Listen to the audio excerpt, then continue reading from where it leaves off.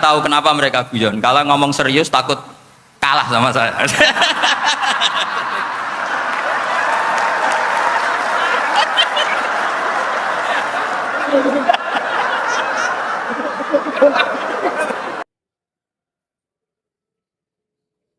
Assalamualaikum warahmatullahi wabarakatuh.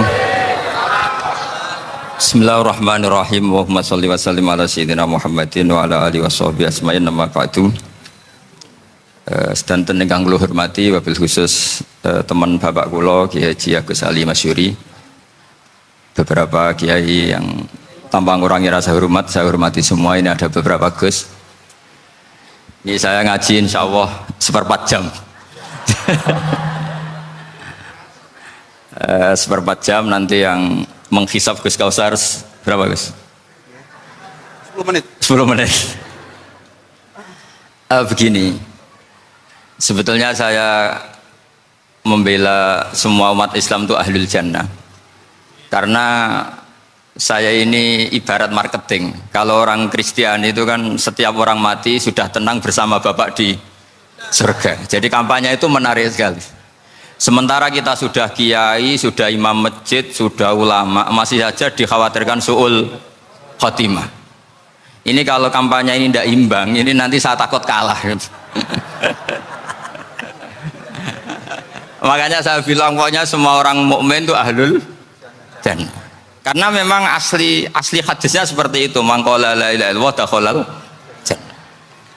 Bahwa kemudian ada beberapa kiai yang mungkin wataknya itu pesimis, kemudian bikin sekian aturan-aturan yang sebetulnya itu cerminan dari pesimisnya. Terus akan-akan masuk surga itu susahnya bukan main. Nah itu saya tidak setuju karena tadi pasti kalah dengan kampanye sebelah yang setiap orang mati dibilang sudah tenang bersama Bapak apa? Di surga. Jadi ini penting. Terus kedua saya bilang agama ini sudah begitu baik. Masa kunci surga sudah dibocorkan miftahul jannah la ilaha illallah. Masa sudah pegang kuncinya nggak jadi masuk surga, itu kan aneh. Ya sudah masuk saja, tapi tidak usah minta bantuan saya, masuk aja kan sudah pegang kuncinya. Terus ketiga, kenangan terburuk saya ketika jadi kiai itu gini, saya ada beberapa guru SD datang ke saya. Ini agak-agak masalah besar. Gus boleh enggak buka ujian nasional yang masih disegel? Semua guru bilang nggak boleh, itu kriminal kan. Ada satu guru yang bikin analogi agak kacau. Boleh saja. Wong ujian di kuburan saja dibocorkan para kiai nggak apa-apa. Itu.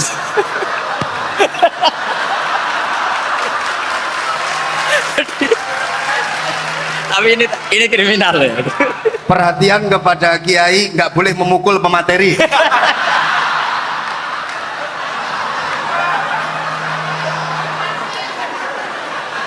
Jadi tentu itu analogi yang salah kan.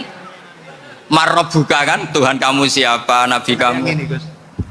Tuhan kamu siapa, Nabi kamu siapa, imam kamu siapa. Ini kan sudah dibocorkan oleh para kiai. Artinya apa?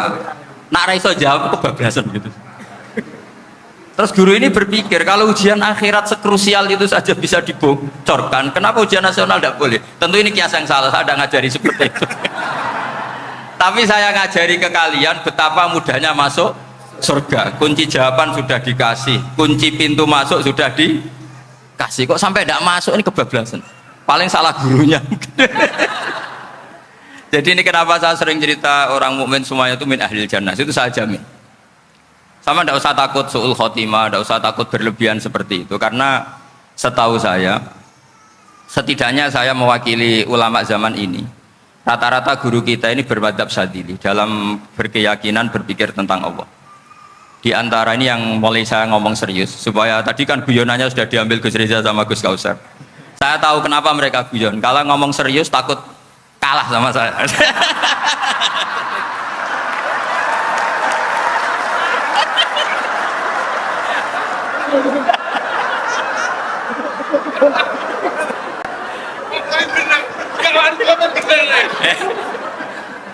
Karena saya ini sudah terkenal pemikir serius, jadi artinya itu satu kepintaran mengalihkan. Ya, oh ya, sudah itu satu kecerdasan. Tidak hanya ngalim tapi betul cerdas. Jadi itu bukti beliau ini cerdas itu. Saya berpikir begini, ini madhab Syadzili. Kita semua tentu Syadzili karena kita semua ngaji kitab hikam. Kita tahu kitab hikam itu muridnya Abul Abbas Al-Mursi. Abul Abbas Al-Mursi muridnya saya Abil Hasan apa? Asy-Syadzili. Saya masih ingat betul makalah itu dan saya ulang-ulang. Setiap saya ngajar di sarang saya ajarkan itu. Kilali kata Abul Hasan Asy-Syadzili, saya pernah dapat hatif, dapat semacam ilham. Apa makna min syarril waswasil khannas? Itu kata beliau dijawab oleh hatif itu. Hatif itu nggak perlu diterjemah tadi ada karena tadi diajarin itu. Apa yang dihidupkan itu nggak perlu dijelaskan. kata hatif tadi, waswasun yadkhulu bainaka wa baina habibika yunsika altofahu alhasanah wa yudzakiruka af'alaka asyi'ah wa yukassiru indaka dzatas shimal wa yuqallilu indaka dzatal yamin liya'dila bika an husnidzanni billah ila su'idzanni billah.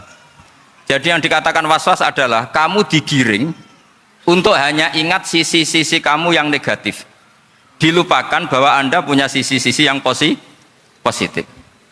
Misalnya seperti ini, mungkin secara fikih tadi banser-banser tegas, wah ini masalah lelaki perempuan dipisahkan gini-gini. Tapi kenapa Ghazali bilang ya sudah gini gak apa-apa.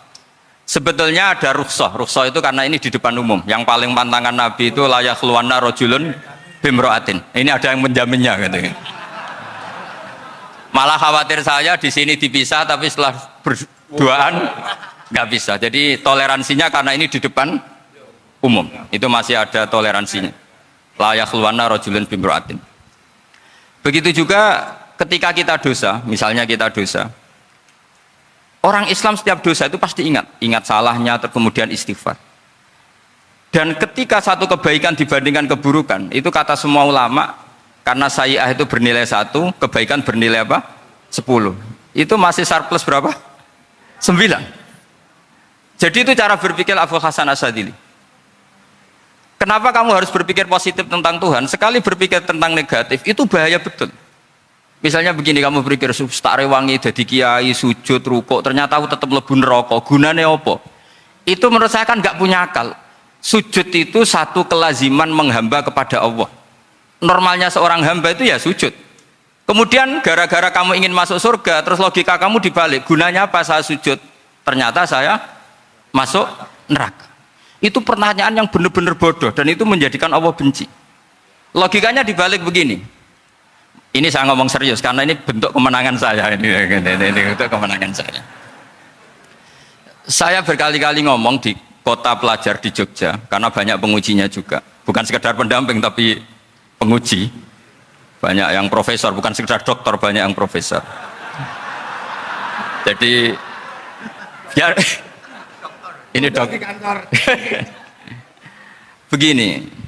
Saya pernah ditanya sama seorang dosen, Gus, saya ini ngaji hadis banyak, tapi ada yang saya tidak paham, yaitu mangkola la ilaha illallah dakhalal jannah, ada kalimat wa in zana wa in saroko.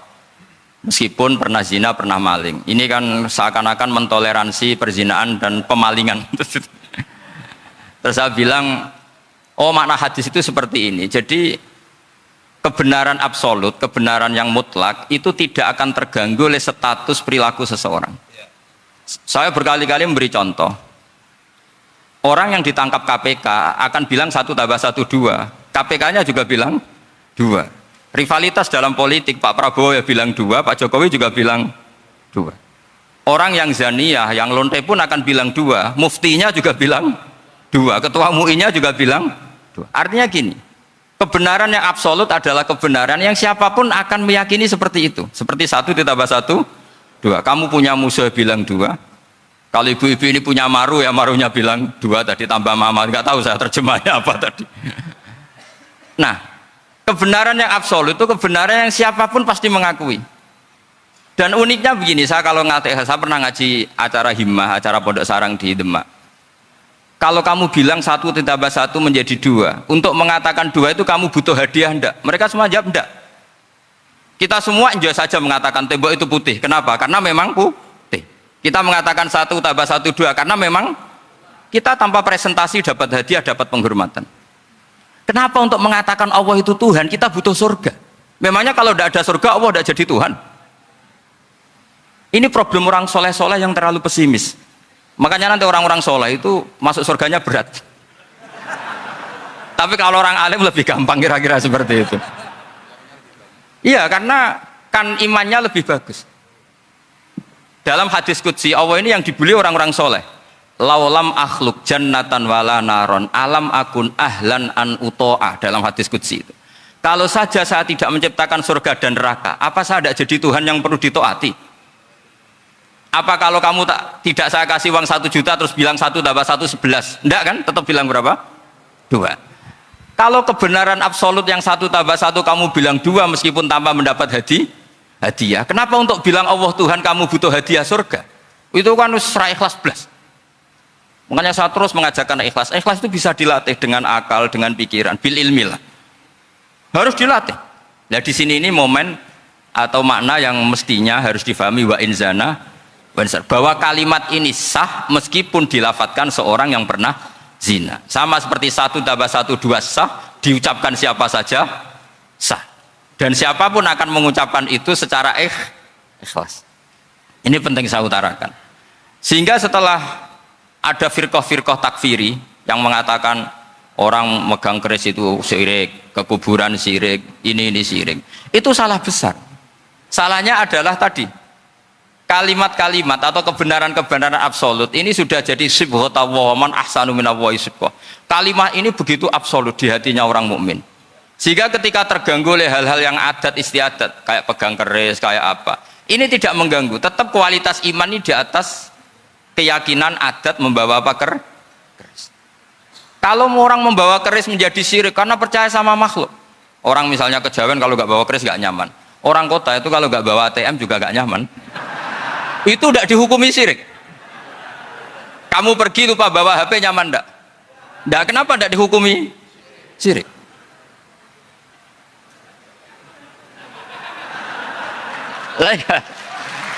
Jadi ini logika-logika. Jadi makanya ini Gus Reza boleh kritik saya itu berkali-kali bilang saya termasuk ulama yang mau bikin gerakan cangkem elek. Karena nanti kalau saya nisbatkan ke Rasulullah itu tidak pantas karena Nabi ahsanan nasi khalqau wa khuluqa. Tapi saya siap jadi bempernya Rasulullah Shallallahu Alaihi Wasallam. Pernah ada diskusi di Jakarta, ini kisah nyata. Apa dalilnya setelah sholat salaman? Mana hadisnya? Itu dijawab hadisnya tentu kita kesulitan. Kalaupun ada hadisnya dhaif semua yang masalah musafahat. Akhirnya mau tidak mau dijawab pakai cangkem elek. Boleh nggak kamu setelah salam nyalain HP yang off? Boleh. Boleh nggak ke kamar mandi? Boleh. Oh berarti kencing boleh, nyalain HP boleh, yang nggak boleh itu ingat Allah. Karena mereka mengkritik wiridan, ngeritik salam. Akhirnya mikir deh. Ada nggak hadisnya orang setelah sholat nyalain HP? Nggak ada kan? Tapi mereka nyalain HP nggak hambatan. Tapi untuk salaman masalahkan. Ke kamar mandi boleh, tapi untuk wiridan enggak boleh. Akhirnya mereka sadar, oh iya, lama-lama dibisi gini yang kelompok itu, kamu itu korban aliran supaya kamu enggak ingat Allah, ingatnya HP-nya. Sehingga orang wiridan kamu kritik, orang nyalain HP enggak kamu kritik. Itu kelompok itu adalah kelompok orang-orang yang supaya orang Islam itu lupa Tuhannya. Itu gerakan cangkem elek, tapi jadikan orang sadar. Jadi ini penting. Jadi kalau kamu tidak bisa bela agama dengan jalan yang lurus karena tidak bakat gitu, nggak apa-apa pakai cangkem elek tadi, karena nggak mungkin gerakan ini dinisbatkan kepada Rasulullah Shallallahu Alaihi Wasallam. Kalau soal sanad, saya punya sekian sanad tentang itu, tapi tidak usah kamu ikuti. Ada orang tanya, ya Pak Kiai kalau setan dibakar di neraka panasan enggak? Ya panasan. Lo kan setan dari api, ngapain harus panasan? Kan materinya sama. Terus Kiai tadi gak kesulitan, dia ngambil pasir, disawur di wajahnya. Wah sakit Kiai, kamu kan dari tanah, kena tanah kok. Jadi itu ada sekian, artinya gini ya, kalau kesulitan jawab pakai baik-baik ya sudah pakai cangkem elek itu aja. Tapi tentu kan gerakan ini tidak mungkin dinisbatkan kepada para nabi. Tapi saya pastikan meskipun nggak bisa dinisbatkan kepada para nabi dari segi cangkem elek tadi, tapi secara semangat itu sama. Saya punya sekian contoh. Benar Gus Riza tadi gojok saya sengawur-ngawurnya itu masih punya sanad. Itu pas saya ngawur pun masih punya apa? Sanad. Nabi Ibrahim itu ketika faja'alahum judhatan illa kabirallahum itu si berhala paling besar dikasih kapak. Ketika mereka geger, ini siapa yang berhala kecil. Kata mereka, sami'na fata yadhkuruhum yuqalu lahu Ibrahim. Ya kira-kira Ibrahim lagi. Terus setelah Ibrahim didatangkan, siapa yang melakukan ini semua? Ini jawaban Nabi Ibrahim, bal fa'alahu kabiruhum hadza. Ya tanya yang bawa pedal, saya kan tidak bawa. Terus kata orang-orang, otak kamu itu di mana? Masa berhala disuruh nanya, kan nggak bisa ngomong. Ibrahim kembalikan, uffil lakum wa lima ta'buduna min dunillah. Lalu otak kamu di mana? Sudah tahu tidak bisa ngomong kok disembah gitu. Itu ada kata uffin. Uffin itu kalau diterjemah kira-kira ya agak-agak jancuk gitu. Kira-kira ya kira-kira seperti itu. Jadi Sekarang dalilnya jancuk apa Gus?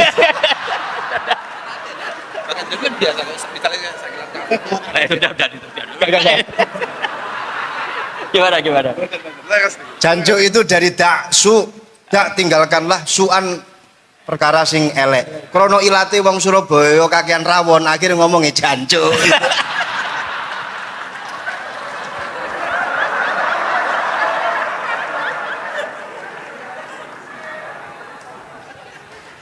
Jadi mulai dulu melawan kebatilan itu harus pakai logika yang vulgar. Karena memang nggak mungkin dengan bahasa-bahasa priayi itu tidak mungkin.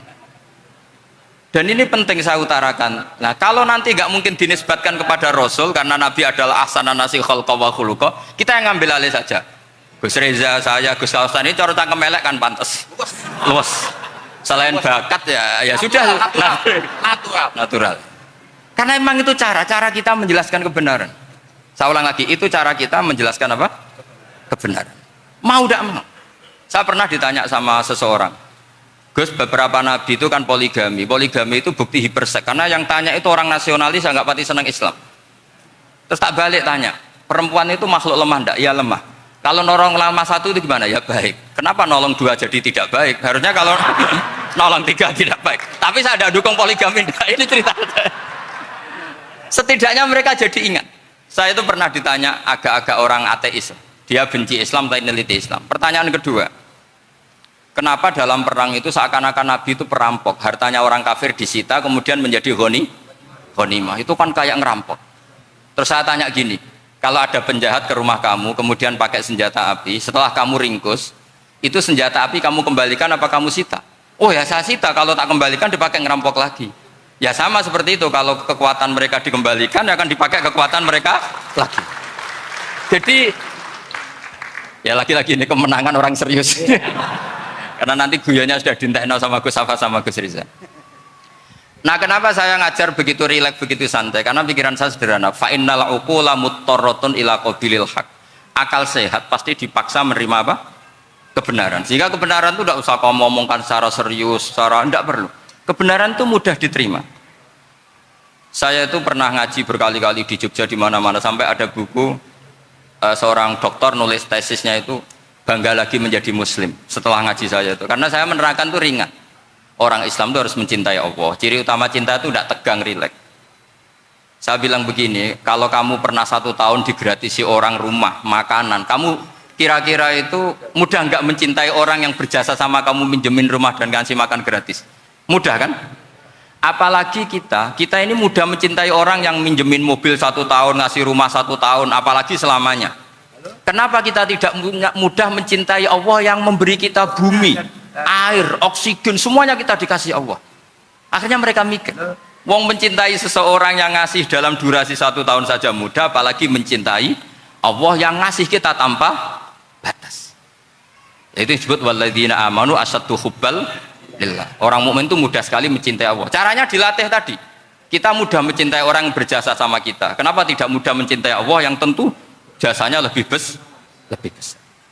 Nah, karena akhir-akhir ini banyak orang yang terlalu nazir, terlalu apa? Kata Nabi kan basyiru walatu nafiru yasiru walatu asiru. Sehingga saya bikin gerakan. Pokoknya semua orang mukmin pasti masuk surga. Nanti soal ada kesalahan-kesalahan kecil yang menjadikan orang su'ul khotimah itu sifatnya kehati-hatian. Jangan menjadi hukum. Hati-hati itu tidak menjadi hukum.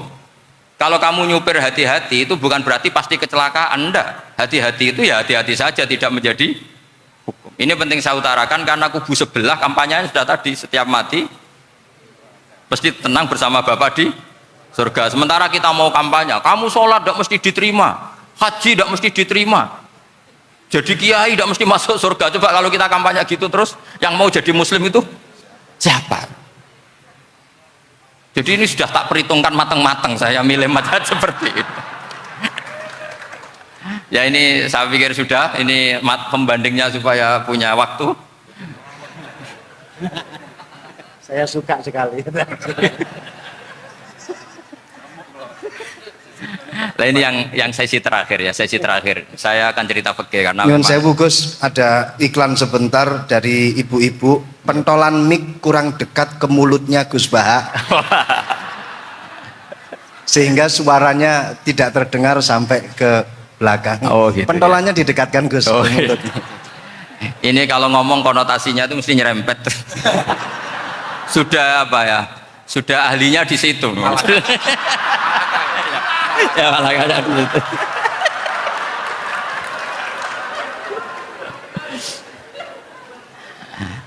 Dalam sesi terakhir saya cerita pentingnya pembanding. Imam Rafi'i itu yang ngarang kitab Muharrar. Kitab Muharrar ini adalah ringkasan dari kitab Al-Wasit. Al-Wasit itu karangannya Imam Ghazali. Al-Wasit sendiri ini khas ngaji NU, karena NU maknanya Nahdlatul Ulama, gerakan para ulama. Jadi kalau nggak ngerti alim-alim seperti itu ya ada NU. Sebenarnya sampai itu pasnya Nahdlatul Ummah, gerakan umat. Tapi kan sudah jadi partai politik Nahdlatul Ummah. Karena yang katakan NU itu Nahdlatul Ulama, gerakannya para ulama. Imam Rafi'i itu berpendapat sujud itu cukup pakai batuk, pakai jidat. Itu dalam kitab Muharrar. Wal asoh anna sujud yasihu mau cukup biwat iljabah. Ketika Imam Nawawi mentasih kitab Muharrar namanya Minhajut Thalibin, itu mengkritik Imam Rafi'i. Kata beliau, sujud itu untuk sah harus melibatkan 7 anggota, karena berdasar hadis umirtu an asjuda ala sapati a'zumin, yaitu al jabhah wal yaden warukbaten wal kodamen, yaitu jabhah 2 tangan, 2 lutut dan 2 kodamen. Akhirnya saya ngecek di kitab asli, Imam Rafi'i termasuk Ashabut Tarjih dan Imam Nawawi. 2 orang ini khilaf. Kan nggak mungkin kita sebagai musokhehnya, karena yang khilaf ini 2 ulama besar, satu Imam Rafi'i, satu Imam siapa? Nawawi. Kita tidak bisa hanya ngikuti Fathul Mu'in yang mengatakan idzakhtalafan Nawawi war Rafi'u kudiman Nawawi, tidak bisa, karena Imam Nawawi ini sering nginduk sama kitabnya Imam Rafi'i karena senior Imam Rafi'i. Setelah saya cek di kitab kitab asli Mamba ya, satu sumbernya semua mazhab apa? Syafi'i. Ternyata Imam Syafi'i nak ngedikan hanya begini. Wa uhibbu, saya suka setiap orang Islam sujud itu melibatkan 7 anggota karena itu aman, pasti sah. Tapi wayah tamilu, kata beliau, tapi mungkin saja sujud hanya watul jabah itu sah. Kenapa? Kata Imam Syafi'i, liqaulihi sallallahu alaihi wasallam atau li du'aihi apa sallallahu alaihi wasallam fi sujud sajadalaka wajhi wa sam'i wa basori. Nabi ketika sujud itu hanya berdoa, ya Allah sujud kepada engkau wajhi wa sam'i wa basori. Nabi tidak menyebut wayadi wa rukbati wa qadam. Sehingga saya berkali-kali bener kata Gus, saya ini pembela umat sing sujudnya 7 anggota ya taklem pantes dadi Rais Suryah. Itu. Yang sujudnya bathuk tok ya tetap sah ngikuti madhabnya Imam Rafi'i. Meskipun itu tidak saya anjurkan. Tentu tidak saya anjurkan. Alasannya Imam Syafi'i tadi, Rasulullah pernah berdoa dengan kata-kata sajadalaka wajhi, bukan diteruskan wayadi warubati wakoda. Sehingga fal khilaf huna bakin ala khiddati kalau dalam bahasa fikih. Khilaf biar tetap sesuai aturan khilaf masing-masing. Enggak perlu kamu menggugurkan pendapat Rafi'i yang mengesahkan sujud hanya pakai jabah. Ini penting karena tadi seperti saya katakan, yang sujud anggota itu ya masuk swarga mergo pintere, sing nganggo bathuk tok yang mlebu swarga mergo gobloke tadi, karena aksaru ahlil jannah al-bulhu. Nah, ini madhab saya. Jadi saya itu ingin umat Islam itu baik-baik saja. Madhabin jenengan. Ya. Karena tidak mungkin lah kita tidak bela Islam di zaman akhir, tidak mungkin, karena di kubu sebelah kampanyenya sudah seperti itu. Kalau kita ngomong ikhtiyat, kiai ra mesti mlebu swarga, sing salat ngethuk ra mesti husnul khotimah, wah akan jadi repot. Saya ini pengagum teori ikhlas. Dilatih bil ilmi, saya ulang lagi, dilatih bil ilmi. Saya ini malu. Malunya tadi, saya mengatakan 1 tambah 1 2, itu meskipun tidak ada yang memberi hadiah, tetap saya katakan 2. Saya mengatakan air itu dingin, tidak ada yang ngasih hadiah, saya akan bilang kalau air itu dingin, kalau api itu panas. Untuk hakikat-hakikat seperti itu saja saya jujur tanpa ingin imbalan. Tapi ketika hakikat mengenai Allah kok saya minta imbalan surga dan neraka, ini apa-apaan? Kira-kira gitulah, Rois Suriah macam apa gitu.